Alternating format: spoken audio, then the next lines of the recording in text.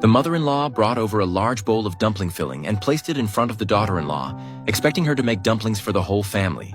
The daughter-in-law could only nod obediently, not daring to make a sound. The husband, feeling sorry for his wife, walked over wanting to help share the burden. By then, the mother-in-law's face had already changed. At that moment, she threw the dirty dishes into the sink and immediately walked over. Ji-yoon quickly got up and quietly urged her to leave. As a result, the mother-in-law spoke with hidden meaning, and the daughter-in-law hurriedly explained that he usually does these chores at home. Ji-yoon could only smile awkwardly. The next day, before dawn, Ji-yoon heard the sound of the mother-in-law clanging pots and pans while cooking. She hurried to help, only to find out that the mother-in-law actually had a gift for him. Taking the blue bag, Ji-yoon couldn't believe it because she had never received a gift from her mother-in-law before.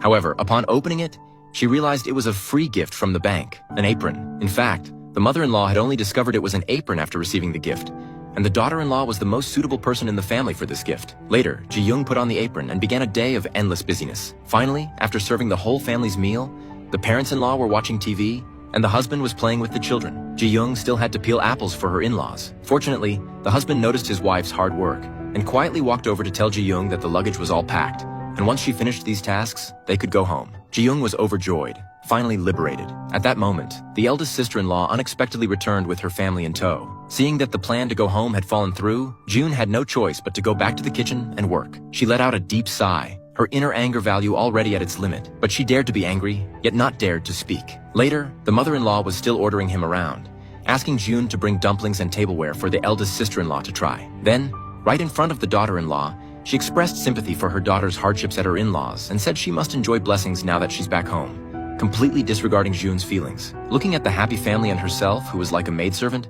Ji-yoon fell silent. Suddenly, she untied her apron and started speaking nonsense, but Ji-yoon's husband seemed to be used to it. He quickly picked up their daughter, said there was a reason for everything, and that he would explain to them later. Then he pulled his wife and hurriedly left, leaving behind a group of stunned in-laws. As a result, on the way home, when Ji-yoon woke up, she had no recollection of what had just happened, and the husband also tactfully didn't mention a word. It turned out that Ji-yoon had spoken nonsense as if possessed more than once. After consulting a doctor, they learned that the wife had schizophrenia, and the reason Ji-yoon got sick was all because of her father.